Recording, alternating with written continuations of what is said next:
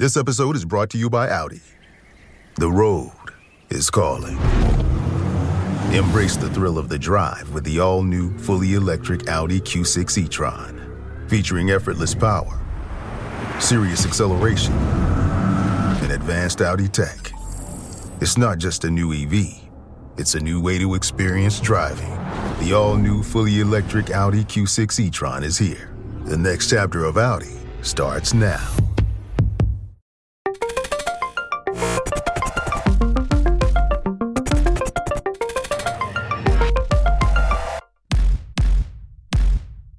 Welcome to Marketecture, where you can get smart fast with in-depth interviews with leading technology executives. I'm Ari Paparo. I'm joined today by Guy Titonovich, who is the CEO of Cheq.ai. That's Cheq.ai. Guy, thank you so much for being here. Thank you for having me. So you're calling in from Tel Aviv. Where's the company based? Our headquarters are in Tel Aviv, but we've got offices in New York City, London, Berlin, Tokyo. And that's about it. Yeah. All right. And what's the company do? What's the elevator pitch? Oh, I don't know. I'm just the CEO. They don't tell me. I try to make sure everybody behaves. But essentially, according to the website, though, we check your AI. Basically, we built a platform that focuses on every attack vector that hurts marketers, and one of them being bots or now AI agents. And we protect literally every part of either your MarTech, EdTech stack or the operation. If bots click on your ads and that's bad, we block them. If fake users, human being users, use false identities in order to sign up for your platform, we block that. If your third-party marketing tools on your website are potentially stealing your customers' DII, we block that without hindering their performance. So, yeah, protecting marketers across the board. Okay, makes sense. I think it's interesting that you're focused on marketers, so we'll dive into that because we've interviewed a number of security companies or fraud-oriented companies, and they're usually a little more publisher-facing. So who's your typical customer, and what problems are they looking to solve? Our typical customers are sometimes the CISOs, sometimes the CIOs, in most cases the CMOs or the CMO organization. Our biggest, so we have 3 packages. The one that most customers land on first is called marketing security, very indicative of what it actually does. And it's comprised out of anything to unskew your marketing analytics from fake data to preventing bots or otherwise fake and malicious users from hurting your decision making and marketing campaigns and so on. And finally, preventing even from organic visitors from signing up with fake identities to your site, to your service, and so on. So so tell me how this happens in the real world. What sort of activities are bots doing that are causing problems for the marketer? Thankfully, a ton. One simple one to understand, and I won't even dive too deeply into it, is just bots clicking on your ads. And Right. whether you're a freelance plumber from Kentucky that spends, by the way, on average about $2,000 a month on Google ads, and your competitors are, in a lot of the cases, trying to get you to waste your budgets, and in those cases, you're hurt. And inside some cases, it could be Fortune 500 brands, which is the majority of our ARR and where it comes from. Secondly, every company nowadays is data obsessed. Decision making is data driven and all that good stuff, especially in the online world. And that is true for whether you're a marketer or a product manager or anything really, or a CEO. And when the internet is, according to some sources, 30 to 50% riddled with bot users, or now it's going to be AI agents, some of them are going to be very positive and not just malicious, then it's really hard to make decisions based on data. And finally, it's the criminal or criminality use cases can be pertaining to make your competitor make the wrong decisions, or it could be preventing them from having inventory. Let's say you're Right. a e-commerce player and you want to make sure that your competitor is out of inventory for a specific item that you're selling, sorry, during Black Friday or something. They would basically create a blockage using fake users because that's how you get to scale. So, for the simple use case where you're trying to prevent fake users from clicking on your ads, um, are are you preventing the click or just removing it from the reporting? We're doing both. So the Okay. first thing we do is when such a user comes in, and typically they're recurring, they're coming back. Just doing it just once isn't going to do the trick for the Right. And this resident might not cyber be criminal. malicious. This could be all kinds of bots that are, analytical bots, things like that. Right. Yeah, I think the most important thing nowadays, especially with the future that's coming in with AI and AI agents, and like you won't book an appointment for the barber. You'll let your AI agent do it. You won't cancel your order Right. on Amazon. You let the agent do it. So in this case, and in the past as well, the most important thing is the ability to detect whether not just the human user is a human being or not, but also whether the intent is malicious or not, whether the bot itself is a Google bot or a malicious bot. Right. And we've always taken pride in the fact that we um, can not just decipher whether a user is a human being or not, but can also decipher the intent, the identity, and with our deep subject matter expertise rooted in the marketing world and the go-to-market world, we're also able to solve for use cases that are very specific for the customer journey itself. Like what kind of specific use cases? For What's an instance, denial example? of inventory, click fraud, Okay. skewing your data and decision making. How does it work for search where you don't have the ability to put, say, JavaScript in the ads? And I wish I had. And it's not just that; Yes. it's all the walled gardens. There's a reason why Yeah, all the walled they're gardens, right. How does it exactly. work for all the walled By gardens? the way, I think you might have been the person to coin the term walled gardens No, I don't historically. think so. I don't think that was me, but We've both used it quite a lot. So it's walled gardens, but they have great APIs. So basically, let's say a bot clicks on your ad on Google search on google.com, visits your website. We sit there. We sit on, I think, over 2.5 million domains globally, and we see about 30 billion users interactions a week. And typically there's a huge network effect. So if we see a user come into customer A and detect that it's a non-human user or fake user otherwise, then immediately we put them on the blacklist and do two things. One, again, with the Google search example, we ask Google to not charge our customer for that click. And two, we add that to a block list via an API with Google search. right. We also tag the user kind of like you would for retargeting, but for negative targeting. So with an audience pixel and Right. prevent them from ever coming to any of our websites, any of our Does customers' Google websites. does Google have an API for asking for refunds on individual clicks? I'm not sure. Okay. I think we do it in an automated manner, but not necessarily through API. I wish Got they it. had it. That would be nice. Yeah. With regard to e-commerce, what about the argument that like bots aren't buying anything, so who cares? Right? No one's good. The bot's not. If the bot has a credit card, then God bless. Let the bot buy something. But if they don't have a credit card, who cares about the clicks and the fraud? Exactly. So first of all, the bot does click an ad, and that like CPC Right. that costs you money, and it also skews your decision making and your data. But put that aside, you're absolutely right. Except for now, like have you played with ChatGPT Operator, for instance? I have, but I've It's seen the demos. Yeah. yeah, I did both. It's nuts. It's very far from where it's going to be, and it's very far from being as useful as I'd want it to be. But the point is, bots, a lot of bots are like an AI agent, like ChatGPT Operator is essentially a bot. Anything AI is essentially a bot. Bot are now going to be your best users. They are going to make purchases on our and acquisitions on our behalf of a real user's behalf. And so they will have credit cards and they will be making purchases.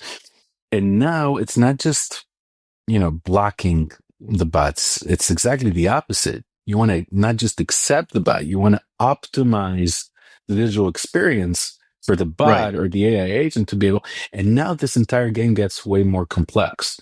Like there's a $30 billion TAM for the industry of identity in cybersecurity.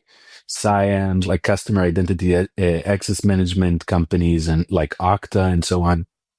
And when you think about it, it's also kind of a philosophical question, but the topic of identity is going to be very different in the new world of AI agents and new bots and positive bots than it was in the past. Same as Right. anything to do with bot mitigation.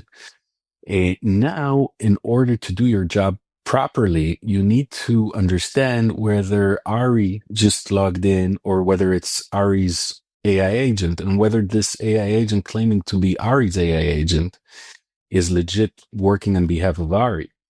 It could even be that it's literally sitting locally on Ari's device, but that doesn't necessarily mean they operate on behalf of Ari. And in order to add value to sites in that kind of world, in that kind of reality, you need to have capabilities not just in deciphering whether a user is a human being or not, but also in deciphering whether the intent is malicious or benign, whether they're actually working on behalf of who they're saying they're working, Yeah. whether they're on their device or it's a virus or malware. And also, you need to understand the customer journey well enough in order to make all that decision making and integrate into the right places. So, what sort of actual metrics or useful insight do you give a CMO right now about this whole bot world? Like, what does the report look like? It's convoluted. It's very Okay. complex. We have two ways to give the data to the customer. One of them is literally throw all the raw data at them, and they would make use of it any which way they'd like, integrate it into their platforms. And the other one is the dashboard of our platform. And we prefer option B, but Sure. most customers prefer option A. Well, And like, could I answer a question? Like, how many AI shopping bots came to my website this month? yeah, of course. Okay, and like, what would I do with that information? That's a great question. So again, there's the question of now versus the question of what's going to happen with AI agents Okay, in a month sure. or a year and so on. Now it's mostly a which version of my site do I let them see? Do I Yeah. let them see the same version that I would let a human users access, or do I let them see an AI agent optimized version? And what is Hey, that? wait, hold on. Let me stop you there. What is an So, AI optimized version of my website? oh, no one knows. No one. No one It's a knows. buzzword It's like more than anything. I It's just it's rewatched The Matrix this past weekend with my kids, and it was like, you just plug in something, and it's like, I know kung fu, and I think it's pretty similar, where you could download 100 gigabytes of data about your products to the AI, and it'll have no problem with that. It's exactly that. It's exactly Right. that. Theoretically, currently, it seems like some sort of an API first protocol where compute power for the AI agent wouldn't be wasted on processing Yeah. graphics and so on and so forth. Whether that's going to be the case in a year, a month, a day, that's pretty much for Sam Altman to decide. But Right. no one really knows. So that's one thing, but it's better to know than to not know. So, Secondly, is it another use case to say, like, hey, let's exclude these sessions from our, machine learning or our HubSpot or things like that? so yeah, for two main reasons. One of them is resource saving, and the other is security. And thank God for that, by the way, because otherwise we wouldn't be the big company that we are today.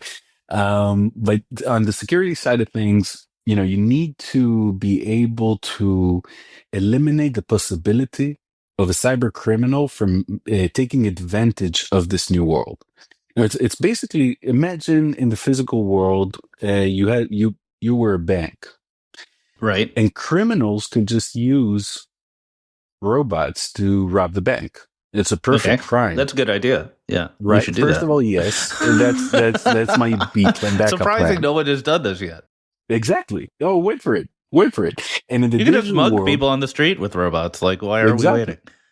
Exactly. Again, that's my backup plan. You're more than welcome to join me. I'm looking for a co-founder.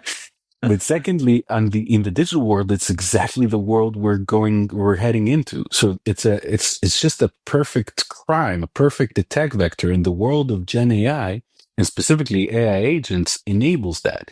Like if I want to log into your bank account and I have your login access, and I'm not saying this theoretically, I do. I genuinely have your login access to your bank Okay, account. sure. There's nothing Yeah. in there. It's fine. And oh, great. So and I want to use a proxy to mask my real identity, which is how you commit a crime, basically. I would like, there's nothing better than using that AI agent in order to committing that crime and having some sort of a proxy. It's very difficult both to prevent and to unmask, knowing that I'm really behind this crime. So this is the world we're going into. It's called account takeover, and it's been there since the internet has been there, but now it's going to be so much more of a lucrative attack vector for criminals to use. Secondly, in terms of resource abuse, so you're currently, probably no one knows better than Ari than you what a tag manager system is, and Google Tag Manager and so on and so forth. The like an average site has about 300 third-party tools running at every given point on the site or on the app. Typically, most of them, if not all of them, are marketing tools. Right. Like even let's abuse the example including of your code, right? yeah, and your code. No, I'm kidding. Yeah. But Well, I don't have code anymore. I'm just a podcaster. but you used to. And imagine your chat support widget. The chat support widget, if they're rogue or if they were compromised, and I'm talking about any single tool out of your third-party tools. And first of all, you don't necessarily want to run a chat support widget for AI agent users. You're just wasting money and time here, That's and true. resources. Secondly, if the chat support widget is, or any one of the 300 marketing tools is compromised, then they have access to the PII, to the data that the user is inputting. And now, if it's going to be an AI agent, then you can even inject a malicious prompt into that agent. And this is a third party. Imagine Joe from Oregon comes into Expedia.com to book a plane ticket and feeds in, or the AI agent of the Oregonian, they feed in the credit card number, the passport number, the address, a ton of other details, and the chat support widget that has been compromised. They now have access to all those PII, all those details, but now with an AI agent user, they can also, the chat support widget can also inject malicious malware into the AI agent and theoretically make that AI agent do stuff on Joe's device, hand over the password file, and so on, so on. Well, the two AIs should get together, go out on a date or something. So let's just briefly cover a couple bases about your product specifically. So the implementation is a JavaScript on the website is kind of the baseline implementation. And then that allows you to both do the detection as well as the content manipulation. Correct. Yeah. Okay. The mitigation. The mitigation. Okay. And what's the entry level like pricing, or what size company is appropriate for your solution? The vast majority of our revenue, I'd say about 90%, comes from enterprise customers. And for us, an enterprise is typically paying us anywhere between $20K a year to $2 million a year. But we also have a self-serve platform for small businesses. We have about 15,000 customers there that are literally SMBs, and they're paying us anywhere between $1,000 a year to, I think, $12,000 a year. Right. And what's the immediate payoff? If I was a small, like a Shopify merchant doing, in the 5-6 figures a month in merchant value, what do I get immediately when I sign up for you? The first thing again, for an SMB, not necessarily for an enterprise, the first thing, the biggest value you get is literally the ability to save about 10 to 20% of your of your CPC spend. Okay, that makes sense. That sounds very valuable. Okay, let's talk about lightning round. So relatively quick questions, quick answers. What is your number one competitive advantage? The ability to marry identity versus human on human. All right. And what's the biggest barrier that you have? We've basically invented the new industry, so market education. Right. Why won't the big guys like Google, Amazon, etc., do this? They are doing it, but they have a disadvantage. They're actually doing a far better job than most would assume, but they're a sitting duck. It's not a moving target, and a sitting duck can't ever mitigate everything. Right. What do you mean by that? What do you mean by them being a sitting duck? Google.com, YouTube.com, Facebook.com, Instagram, they literally, everyone knows where they are. And the attacker in cybersecurity always has the advantage over the defender because the defender is a sitting duck, whereas the attacker is typically a moving one. I see. Interesting. Okay, last question. If Cheq was an animal, what animal would it be? Lion. Lion's our most common answer. Yeah, and I have no idea why I said that other than megalomania. But yeah. Okay, lion because of megalomania. I can't say that word, but yes, lion. Difficult Okay, Guy from Cheq.ai, thank you so much for being here. Thanks so much for having me.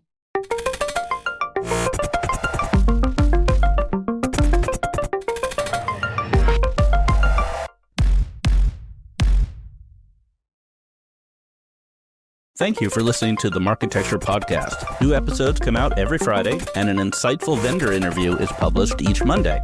You can subscribe to our library of hundreds of executive interviews at marketecture.tv. You can also sign up for free for our weekly newsletter with my original strategic insights on the week's news at news.marketecture.tv. And if you're feeling social, we operate a vibrant Slack community that you can apply to join at adtechgod.com.